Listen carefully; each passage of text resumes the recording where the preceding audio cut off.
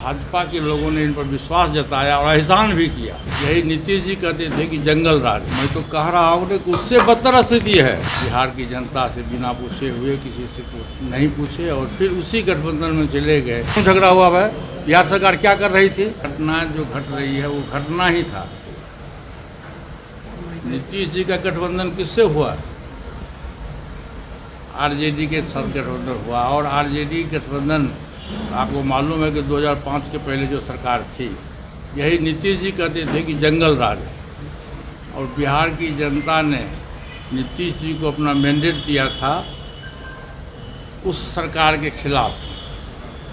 और फिर 2020 का जो विधानसभा का चुनाव हुआ तो बिहार की जनता ने मैंडेट दिया एनडीए गठबंधन को, उसमें नीतीश जी भी थे। और भाजपा के लोगों ने इन पर विश्वास जताया और एहसान भी किया कि इनको बिहार का मुख्यमंत्री बनाया कम सीट आने के बावजूद भी। लेकिन आज से 8-9 महीना पहले नीतीश जी बिहार की जनता से बिना पूछे हुए किसी से नहीं पूछे और फिर उसी गठबंधन में चले गए जिस गठबंधन में कि वह आलोचना करते थे। ये तो बिहार के लिए दुर्भाग्य है और नीतीश जी के लिए भी दुर्भाग्य है, और जिसके चलते बिहार के लॉ एंड ऑर्डर चरमरा गया है। और मैं समझता हूँ कि 2005 के पहले जो सरकारें थी, जो बिहार की स्थिति थी, उससे भी बदतर स्थिति आ गई। क्या मानते हैं कि बिहार में जंगल राज जैसी स्थितियां फिर से वापस आ गई हैं? मैं तो कह रहा हूँ कि उससे बदतर स्थिति है।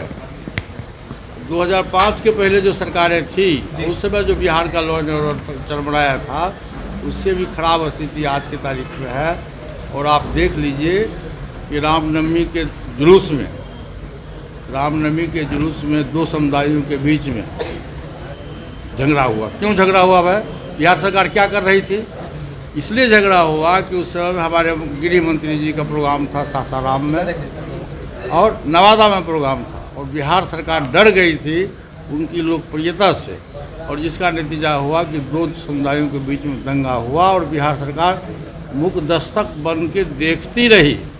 और सबसे बड़ा दुर्भाग्य तो ये है जो गृह जिला नीतीश जी का है, जहाँ उनका जन्मभूमि है, कर्मभूमि है नालंदा, वहाँ भी इस तरह की घटनाएं घटी जो बिहार के लिए बहुत ही दुखदायक है और बहुत ही निंदनीय है।